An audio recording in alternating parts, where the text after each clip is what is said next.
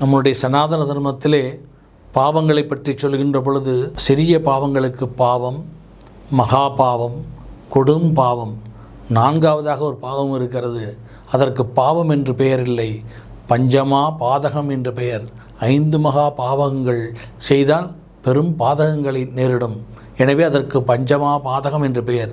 அதில் பொய் சொல்லுதல், திருடுதல், கொலை செய்தல், அடுத்து மது உண்ணுதல் மற்றும் சூதாடுதல், இந்த 5 பாவங்களும் பெரும் பாவங்களாக சொல்லப்பட்டிருக்கிறது.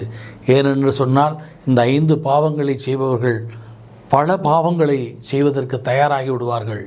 உதாரணத்திற்கு குடிப்பவன் அந்த குடிக்கு அடிமையாகி பல பாவங்களை செய்ய துணிந்து விடுவான். எனவே இந்த பஞ்சமா பாதகங்களுக்கு பிராயச்சித்தமில்லை. இதனால் அவர்கள் மட்டுமல்லாது அவர்களுடைய வம்சமே பாதிக்கப்படும்.